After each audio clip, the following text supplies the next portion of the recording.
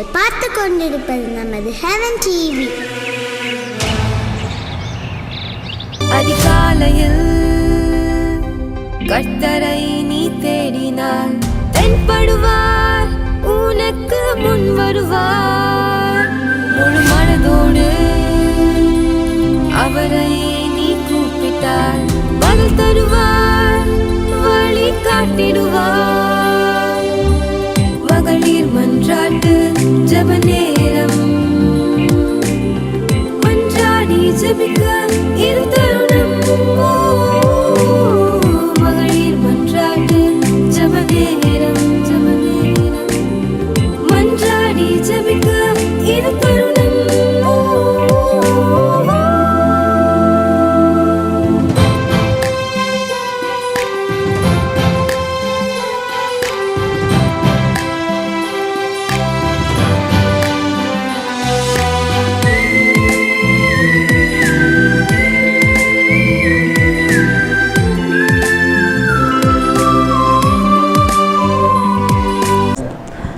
கர்த்தருக்கு ஸ்தோத்திரம்.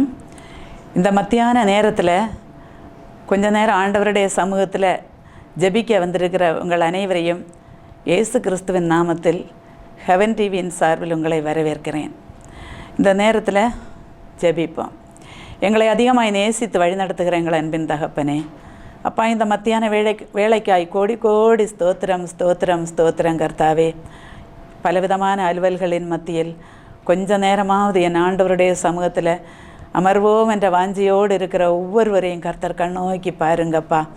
ஏசப்பா, நீர் எங்கள் மத்தியில் பிரசன்னமாக இருங்கப்பா. ஆண்டவரே, நீர் எங்களோடு கூட இருங்கப்பா. கர்த்தாவே, நாங்கள் பாடுகிறதும் பேசுகிறதும் ஜெபிக்கிறதும் எல்லாம் என் ஆண்டவருக்கு பிரியமாக இருக்கட்டப்பா. என்னுடைய வாயின் வார்த்தைகள், என்னுடைய இருதயத்தின் தியானம் எல்லாம் உடைய சமூகத்தில் பிரீதியாக இருக்கட்டப்பா. தாழ்த்தி ஒப்புவிக்கிறேன். கனம் துதி மகிமையாவற்றையும் உமக்கே செலுத்துகிறேன். மீட்பர் இயேசுவின் நாமத்தில் வேண்டுகிறேன். ஜெபங்களும் பரிசுத்த பிதாவே. கல்வாரியின் கருணையிதே காயங்களில் காணுதே,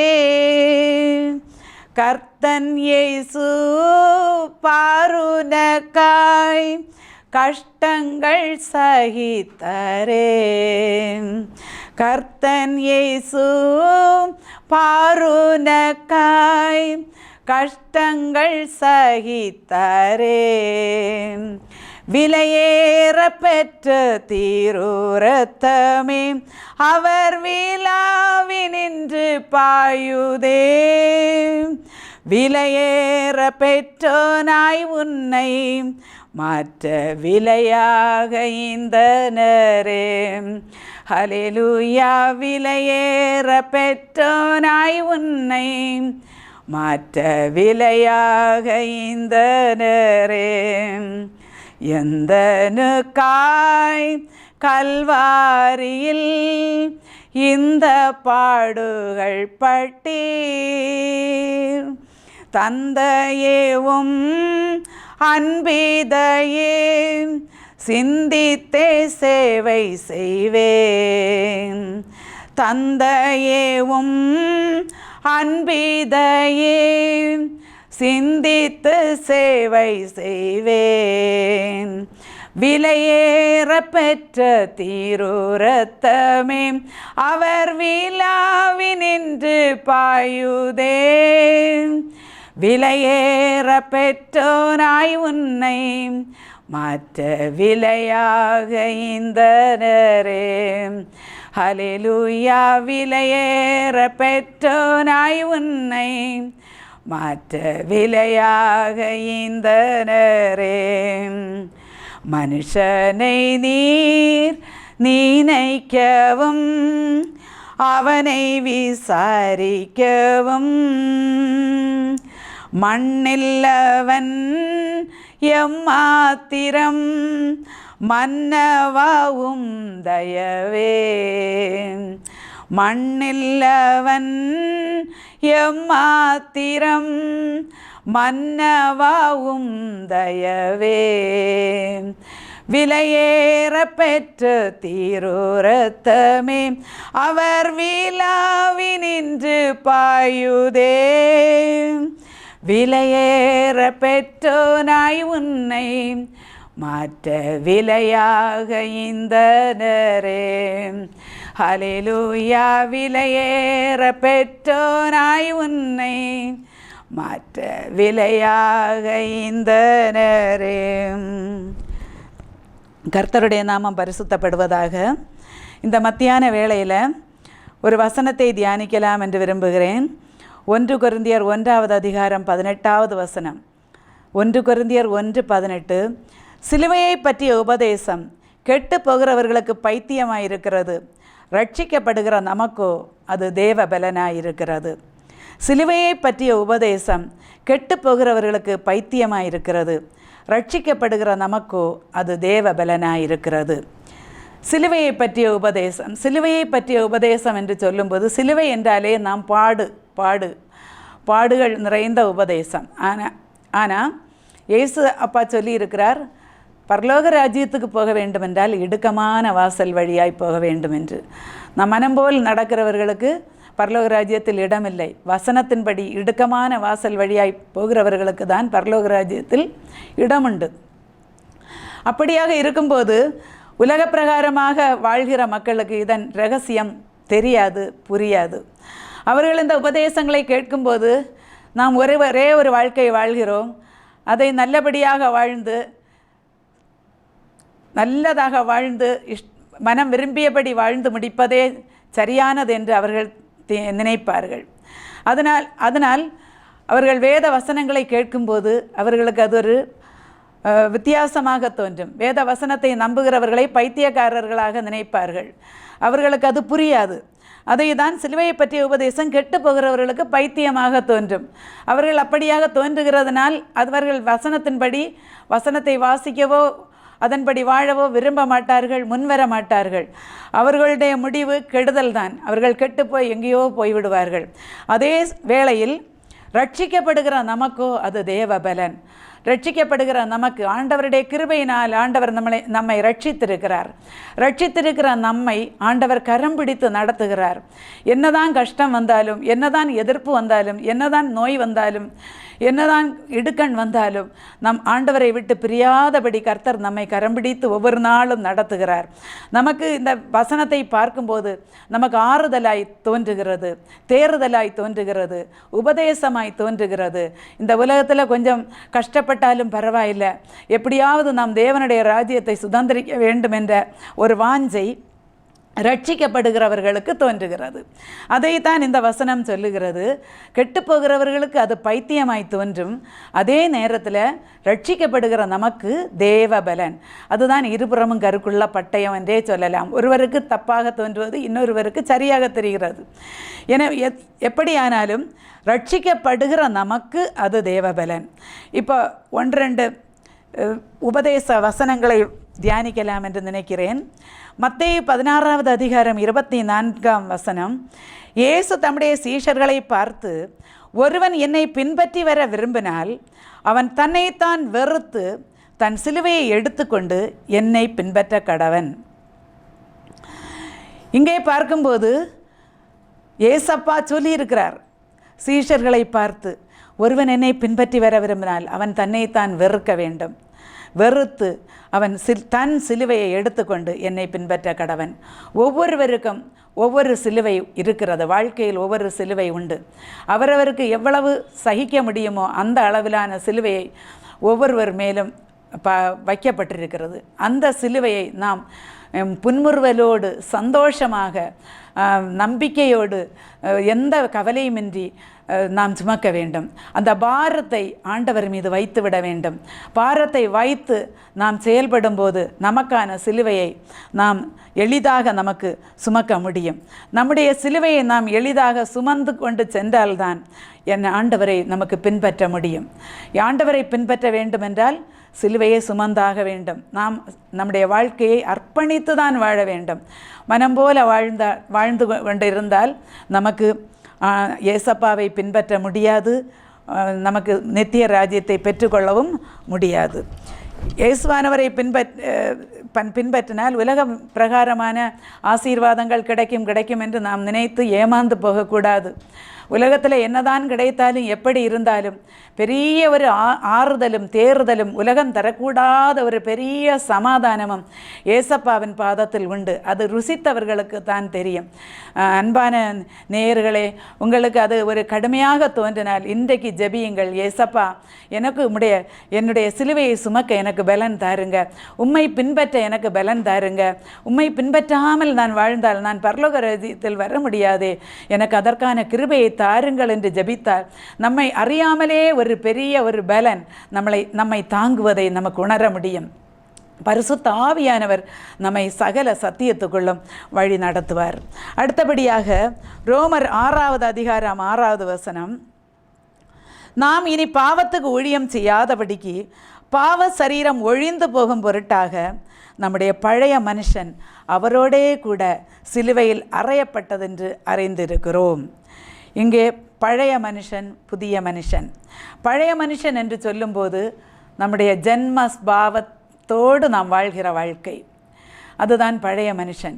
ஜென்ம ஸ்பாவத்தோடு நாம் வாழ்ந்தால் நமக்கு ஏசப்பாவிடம் போக முடியாது. நாம் அந்த பழைய சரீரத்தை, பழைய சிந்தையை, ஜென்ம ஸ்பாவத்தை நம்மை விட்டு களைய வேண்டும்.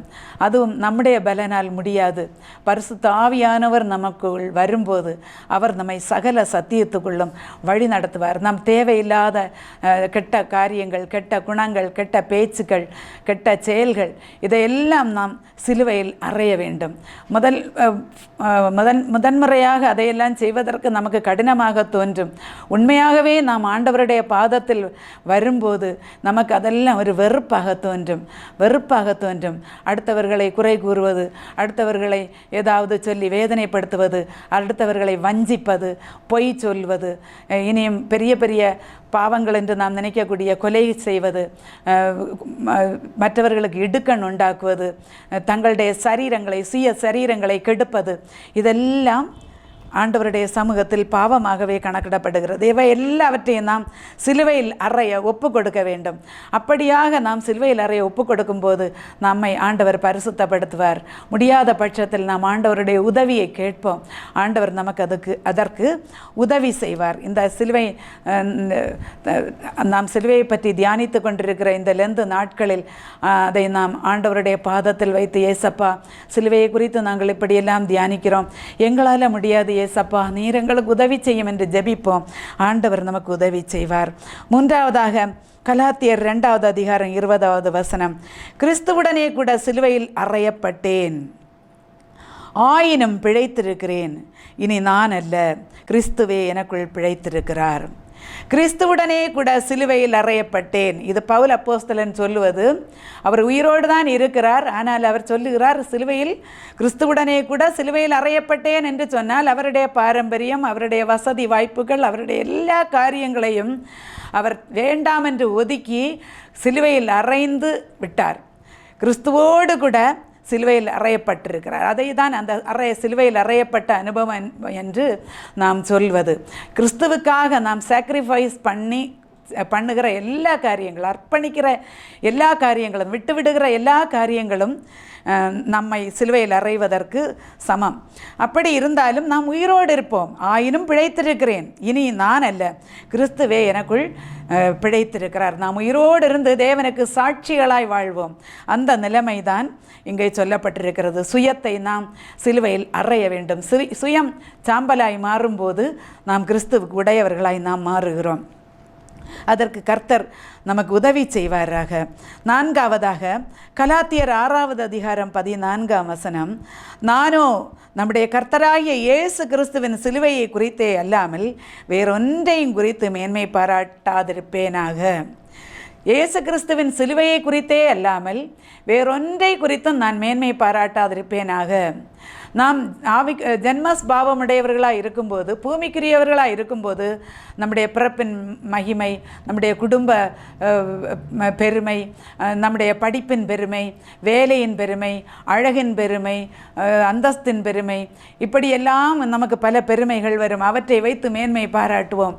அதெல்லாம் ஆண்டவருடைய பார்வையில் பாவமாக காணப்படுகிறது. ஏசப்பாவின் சிலுவை தான் நமக்கு மேன்மை பாராட்டக்கூடிய ஒரே ஒரு பொருள்.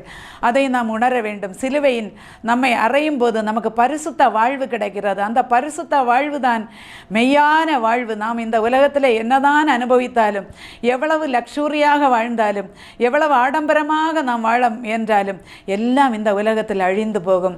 ஒன்றுமே நமக்கு அங்கே கொண்டு போக முடியாது. நான் நிர்வாணியாய் வந்தேன், நிர்வாணியாய் போகிறேன் என்று யோபு பக்தன் சொன்னார். நம்முடைய ஆத்மா ஒன்றுதான் அங்கு போய் பரலோக ராஜ்யத்தில் சேரக்கூடிய ஒரு பொருள். அந்த ஆத்மாவை நாம் கரையற்றதாய் பிழையற்றதாய் பாதுகாக்க வேண்டும் என்றால் சிலுவையை குறித்து மட்டும் நாம் தியானித்து முன்னேறினால்தான் அது முடியும். உலகத்தை நாம் மறந்து ஆண்டவருக்குள் வாழும்போது ஆண்டவர் நமக்கு உலக பிரகாரமானதையும் தருவார். ஆனால் நம்முடைய சிந்தை உலகத்தில் இருக்கக்கூடாது. முதலாவது தேவனுடைய ராஜ்யத்தையும் அவருடைய நீதியையும் தேடுங்கள், அப்பொழுது இவைகள் எல்லாம் உங்களுக்கு கூட கொடுக்கப்படும் என்று ஏசப்பா சொல்லியிருக்கிறார். அதையே நாம் தேடுவோம், நாடுவோம். அடுத்தபடியாக 5ஆவதாக பிலிப்பியர் 2வது அதிகாரம் 8வது வசனம். அவர் மனுஷ ரூபமாய் காணப்பட்டு மரண பரியந்தம், அதாவது சிலுவையின் மரண பரியந்தவும் கீழ்ப்படிந்தவராகி தம்மை தாமே தாழ்த்தினார். சிலுவையின் மரண பரியந்தவும் கீழ்ப்படிந்தவராகி தம்மை தாமே தாழ்த்தினார்.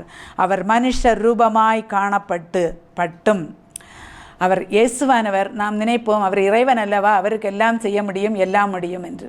அவர் மனுஷ ரூபமாய் உலகத்தில் வந்தார், நம்மை போல பாடு அனுபவித்தார், நம்மை போல அவர் மனுஷராய் உலகத்தில் வாழ்ந்தார். அவருக்கு நன்மை தீமை நல்லது கெட்டது எல்லாம் தெரியும்.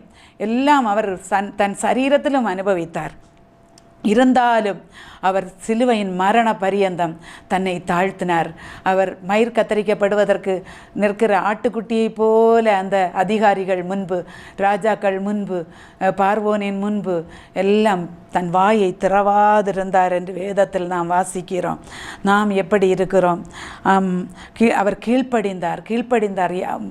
குறிப்பாக சொல்ல போனால் தேவனுடைய வார்த்தைகளுக்கு அவர் கீழ்ப்படிந்தார். அவர் அந்த கெத்சமனே தோட்டத்தில் கூட, அப்பா உம்முடைய சித்தமானால் இந்த பாத்திரம் நீங்கும்படி செய்யும், இல்லாவிட்டால் உம்முடைய சித்தத்தின்படி ஆக கடவது என்று அவர் தன்னை அர்ப்பணித்தார், தாழ்த்தினார். நாமும் நம்மை சிந்தித்து பார்ப்போம். நாம் கிறிஸ்தவர்கள் என்று சொல்லுகிறோம்.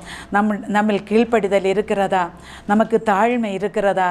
சிந்திப்போம். இந்த சிலுவை தியான நாட்களில் நாமே ஒப்பு கொடுப்போம். இப்போது நான் ஒரு முறை கூட இவற்றை ஞாபகப்படுத்துகிறேன். சிலுவையை பற்றி தியானிக்கும் போது நம்மை நாமே வெறுத்து சிலுவையை எடுத்து பின்பற்ற நாம் தயாராக வேண்டும். நம்மை ஜென்ம பாவத்தை நாம் களைய வேண்டும். கிறிஸ்துவே நமக்குள் பிழைத்திருக்கிறார் என்ற ஒரு நம்பிக்கை நமக்கு இருக்க வேண்டும். அந்த ஒரு நினைவு நமக்கு இருக்க வேண்டும். அதை தியானித்து நாம் வாழ வேண்டும். கிறிஸ்துவின் சிலுவையை பற்றி மட்டுமே நாம் மேன்மை பாராட்ட வேண்டும். மரண பரியந்தம் நாம் கீழ்ப்படிந்து, வசனத்துக்கு கீழ்ப்படிந்து நாம் தாழ்மை உள்ளவர்களாய் வாழ வேண்டும். தாழ்மை உள்ளவர்களுக்கு கர்த்தர் கிருபை அளிக்கிற தேவனாயிருக்கிறார். நம்மை நாமே சோதித்து பார்த்து இந்த நேரத்தில் நம்மை கர்த்தருக்கு அர்ப்பணிப்போமாக. கர்த்தர் தாமே இந்த வசனங்களால் நம்மை ஆசீர்வதிப்பாராக. ஜெபிப்போம். எங்களை அதிகமாய் நேசித்து வழி நடத்துகிற எங்கள் அன்பின் தகப்பனே, அப்பா, இந்த மத்தியான வேளைக்காய் கோடானு கோடி ஸ்தோத்திரம் கர்த்தாவே. ஏசப்பா ஆண்டவரே, இந்த நேரத்தில் இந்த நிகழ்ச்சியை பார்த்து கொண்டிருக்கிற ஒவ்வொருவரையும் கர்த்தர் கண்ணோக்கி பாருங்க. நாங்கள் தியானித்த வசனங்கள் எங்களுக்கு பிரயோஜனமாக இருக்கட்டப்பா. நாங்கள் ஒரு முறையாவது இந்த வசனங்களை ஆண்டவரே திருப்பி எடுத்து நினைக்க உள்ள கிருபையை தாருங்கப்பா. இந்த வசனங்கள் எங்கள் இருதயத்துக்குள்ள பதியட்டு கர்த்தாவே. அப்பா, இந்த உலகத்தில் நாங்கள் என்ன செய்தாலும் எல்லாம் இந்த உலகத்தோடு அழிந்து போகிறது கர்த்தாவே. அதற்கென்று நாங்கள் போரிடாதபடிக்கு ஆண்டவரே எங்களை நாங்கள் அர்ப்பணித்து வாழ கர்த்தர் எங்களுக்கு உதவி செய்யுங்கப்பா. சிலுவையை பற்றிய உபதேசங்களை நாங்கள் மேன்மையாக எண்ணி அதை தேவ பலனாக எடுத்து செயல்பட கர்த்தர் எங்கள் ஒவ்வொருவருக்கும் உதவி செய்யுங்கப்பா. உதவி செய்யுங்க தகப்பனே. இந்த கடைசி காலத்தில் தகப்பனே, முந்தினோர் முந்தினோராயும் வருவார்கள் என்று சொன்னீர் ஆண்டவரே. ஏசப்பா, உம்மை அறிந்த ஜனங்கள் தான் மிகவும் ஆண்டவரே நிர்விசாரமாய் இருக்கிறதை நாங்கள் உணர்ந்து வருந்துகிறோம் கர்த்தாவே. அப்பா, அறிந்தும் அதன்படி செய்யாதவன் அநேக அடிகளுக்கு பாத்திரம் புத்திரன் என்று சொல்லப்பட்டிருக்கிறது கர்த்தாவே. ஏசப்பா, விசேஷமாய் கிறிஸ்தவர்கள் என்ற பெயர் வைத்து கொண்டு ஆண்டவரே அப்பா தேவாலயத்துக்கு கடந்து செல்கிறவர்கள் கூட இந்த ரட்சிப்பை குறித்து சிந்திக்கிறார்களோ தெரியலப்பா. ஆண்டவரே, எங்கள் மந்த இதயங்கள் ஆண்டவரே அப்பா உம்மால் திறக்கப்படட்டு கர்த்தாவே. எங்கள் எல்லாருக்கும் நீர் தெளிவை தாருங்கப்பா. இந்த வசனங்களை கேட்ட ஆண்டவரே இந்த ஜெபத்தில் பங்கு கொண்டிருக்கிற ஒவ்வொருவருக்கும் தெளிவை கொடுங்கப்பா. பரலோக ராஜ்யத்தை பற்றிய தெளிவை கொடுங்க தகப்பனே. நீர் ஒவ்வொரு உள்ளங்களையும் நீர் ஆளுகை செய்யுங்கப்பா. ஏசப்பா, இறங்குங்கப்பா, இறங்குங்க. இந்த கடைசி நாட்களில் மாம்சமான யாவர் மேலும் என் ஆவியை ஊற்றுவேன் என்று சொன்னீரே ஆண்டவரே. பிள்ளைகள் தீர்க்க தரிசனம் உரைப்பார்கள் என்று சொன்னீரே ஆண்டவரே. வாலிபர்கள் தரிசனங்களை காண்பார்கள் என்று சொன்னீரே ஆண்டவரே. மூப்பர்கள் சொப்பனங்களை காண்பார்கள் என்று சொன்னீரே ஆண்டவரே. ஒட்டு மொத்தத்தில் எல்லாரையும் நீர் உம்முடைய பரிசுத்த ஆவியினால் நிறையுங்கப்பா, நிறையுங்கப்பா. ஒரு பெரிய ஒரு எழுப்புதல் எங்கள் தேசத்தில் உண்டாகட்டு தகப்பனே. நீர் அதி சீக்கிரமாய் வரப்போகிறீர் என்று நாங்கள் விசுவாசிக்கிறோம் அப்பா. நாங்கள் தவறி போகாதபடி எல்லாரும் ஆண்டவரே எங்களை ஒருத்து உமக்கு கீழ்ப்படிந்து எங்களை தாழ்த்தி சிலுவையின் அடியில் வர ஆண்டவரே, சிலுவை அண்டையில் வர கர்த்தர் எங்களுக்கு உதவி செய்யுங்கப்பா. உலக ஆசா பாசங்கள் எங்களை மயக்கி போடாதபடி ஆண்டவரே, எங்களை கெடுத்து போடாதபடி, உம்மை விட்டு தூரமாக்காதபடி கர்த்தர் இரக்கம் செய்யுங்கப்பா, இரக்கம் செய்யுங்க தகப்பனே. ஏசப்பா, இந்த நேரத்தில் எங்கள் தேசத்தை உடைய திருக்கரத்தில் சமர்ப்பிக்கிறேனப்பா. எங்கள் தேசத்தை கர்த்தர் ஆசீர்வதிங்க, ஆசீர்வதிங்கப்பா. எங்கள் தேசம் குடிகள் அனைவரையும் கர்த்தர் ரட்சிங்கப்பா, ரட்சிங்க தகப்பனே. அப்பா, தம்மை அறியாத மக்கள் அறிந்தும் அறியாதவர்கள் போல வாழ்கிற மக்களை என் ஆண்டவர் உடைய பக்கமாய் திருப்புங்கப்பா, திருப்புங்க ஆண்டவரே. அப்பா, எங்களால் முடியாதப்பா. குமாரன் இழுத்து கொண்டால் ஒழிய ஒருவனும் பிதாவினிடத்தில் வரான் என்று வேதம் சொல்லுகிறது கர்த்தாவே. பரிசுத்த ஆவியானவர் எங்கேயோ அங்கே விடுதலை உண்டு கர்த்தாவே. பரிசுத்த ஆவியானவர் எங்க தேசத்தில் எங்கும் நீர் உலாவுங்கப்பா, உலாவுங்கப்பா, அசைவாடுங்கப்பா, அசைவாடுங்க ஆண்டவரே. ஒவ்வொரு தனி மனிதனிலும் நீர் கிரியை செய்யுங்கப்பா. உணர்வின் ஆவியை கொடுங்கப்பா, உணர்வின் ஆவியை கொடுங்க. உணர்வுள்ளவன் உண்டோ என்று நீர் மனுபுத்திரரை கண்ணோக்கி பார்க்கிற தேவன் ஆண்டவரே. இறங்குங்கப்பா, இறங்குங்க ஆண்டவரே. கடைசி நாட்களில் விசுவாசத்தை காண்பாரோ என்று வேதம் சொல்லுகிறதப்பா. இந்த நாட்களில் ஆண்டவரே உலகத்தின் காரியங்களை பார்க்கும்போது அப்படிதான் இருக்கிறது கர்த்தாவே. கர்த்தர் இறங்கி ஆண்டவரே நீர் ஒவ்வொருவருக்கும் உதவி செய்யுங்க தகப்பனே. இந்த நேரத்தில் கர்த்தாவே எங்களை உம்முடைய திருக்கரத்தில் சமர்ப்பிக்கிறேனப்பா. தீய பழக்க வழக்கங்களில் ஈடுபட்டிருக்கிற ஒவ்வொரு மக்களையும் கர்த்தர் சந்திங்க. குடிப்பழக்கத்துக்கு, போதை பழக்கத்துக்கு, விபச்சார வேசித்தனத்துக்கு, செல்போன் அடிமைத்தனத்துக்கு ஆண்டவரே அப்பா அடிமைப்பட்டு கிடக்கிற ஜனங்கள் இயேசுவின் நாமத்தில் விடுதலையாக்கப்படுவார்களாக. டாஸ்மாக்கு கடைகள், விபச்சார விடுதிகள் இயேசு கிறிஸ்துவின் நாமத்தில் பூட்டப்படுவதாக, பூட்டப்படுவதாக. கர்த்தாவே, ஆஸ்பத்திரிகளிலும் வீடுகளிலும் இருந்து தவிக்கிற ஒவ்வொரு மக்களையும் கர்த்தர் நோக்கி பாருங்கப்பா ஆண்டவரே. அற்புத சுகத்தை ஒவ்வொருவருக்கும் நீர் கட்டளையிடும்படி கெஞ்சுகிறேன் ஆண்டவரே, கெஞ்சுகிறேன் அப்பா. தம்முடைய ஊழியத்தை செய்கிற ஒவ்வொரு தம்முடைய பிள்ளைகளையும் கர்த்தர் ஆசீர்வதிங்கப்பா. எதிர்ப்புகள் மறையட்டு இயேசுவின் நாமத்தில் ஆண்டவரே. மிஷனரிமார்கள் ஒவ்வொருவரையும் உடைய திருக்கரத்தில் தருகிறேன். குறிப்பாக நேபாள் மிஷனரி தளம் ஆண்டவரே, இன்னும் எல்லா வட இந்திய மிஷனரி பணிகள் எல்லாவற்றிலும் உடைய விசேஷித்த பிரசன்னம் இருக்கட்டப்பா. வட இந்தியாவில் ஆண்டவரே தம்முடைய பிள்ளைகளை மிகவும் வேதனைப்படுத்துகிறதாக நாங்கள் அறிகிறோம் கர்த்தாவே.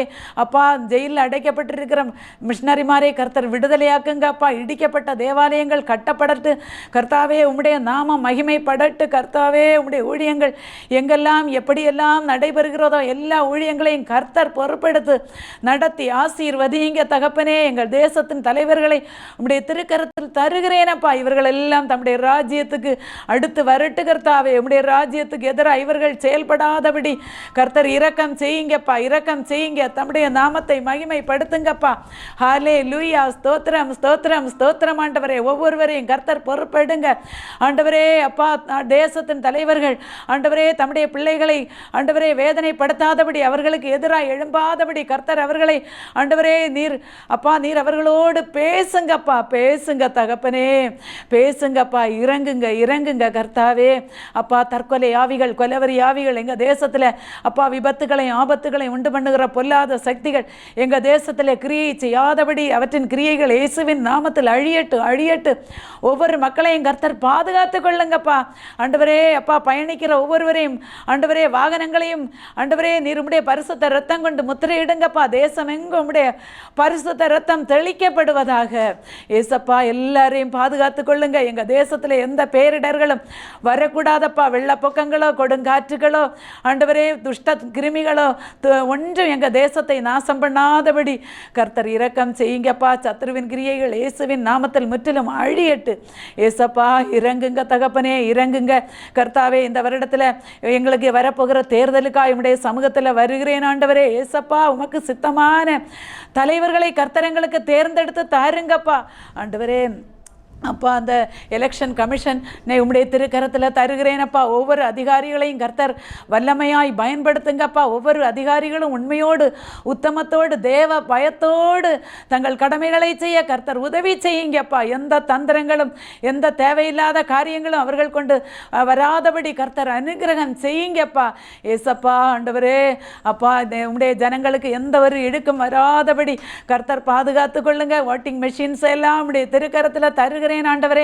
பரிசுத்த ரத்தத்தை பூசுங்கப்பா. அதில் எந்த ஒரு கரப்ஷனும் வராதபடி கர்த்தர் பாதுகாத்து கொள்ளுங்க ஆண்டவரே. அவர்கள் எந்த தந்திரங்களும் ஆண்டவரே எந்த காரியங்களும் அதில் செய்யாதபடி கர்த்தர் பாதுகாத்து கொள்ளுங்க. உங்களுடைய ஆளுகை தங்கி இருக்கட்டப்பா ஆண்டவரே. நீர் ஆளுகை செய்யுங்க, எங்கள் தேசத்தை ஆளுகை செய்யுங்க. எல்லா தீமைக்கு எங்கள் தேசத்தை விலக்கி பாதுகாத்து கொள்ளுங்கப்பா. எங்களை எல்லாம் ஒரு முறை கூட உம்முடைய திருக்கரத்தில் தாழ்த்தி தருகிறேன் ஆண்டவரே. எங்களை தம்முடைய வருகைக்கு என்று ஆயத்தப்படுத்துங்க, எல்லாரையும் ஆயத்தப்படுத்துங்கப்பா. ஒரு ஆத்மா கூட நஷ்டப்பட்டு போகக்கூடாது கர்த்தாவே. ஒவ்வொருவரையும் கர்த்தர் பரிசுத்தப்படுத்துங்கப்பா, பரிசுத்தப்படுத்துங்க ஆண்டவரே. நீர் நினையாத நேரம் வருவீர் ஆண்டவரே. நீர் எப்போ வந்தாலும் நாங்கள் உம்மோடு கூட ரகசிய வருகையில் எடுத்துக்கொள்ளப்படும்படியாய் எங்கள் ஒவ்வொருவரையும் கர்த்தர் பரிசுத்தப்படுத்தி ஆயத்தப்படுத்துங்க. எங்களை தாழ்த்தி உம்முடைய கரத்தில் அர்ப்பணிக்கிறேன் ஆண்டவரே. கனம் துதி மகிமை யாவற்றையும் உமக்கே செலுத்துகிறேன். மீட்பர் இயேசுவின் நாமத்தில் வேண்டுகிறேன் ஜெபங்களும் பரிசுத்த பிதாவே. ஆமேன் ஆமேன். அமைக்கவும் துவைக்கவும் என்று நான் இருந்தேன். ஜெபிக்கவும் கொடுக்கவும் என்று தான் உணர்ந்தேன். சமைக்கவும் துவைக்கவும் என்று நான் இருந்தேன். ஜெபிக்கவும் கொடுக்கவும் என்று தான் உணர்ந்தேன். முழங்காலில் நின்றேன், துவக்கம் புதிதானது. தாவீதினால் துதித்தேன், நன்னாளாய் பிறந்தது. முழங்காலில் நின்றேன், துவக்கம் புதிதானது. தாவீதினால் துதித்தேன், நன்னாளாய் பிறந்தது. மகளிர் மன்றாட்டு ஜெப நேரம், மன்றாடி ஜெபிக்க இது தருணம்.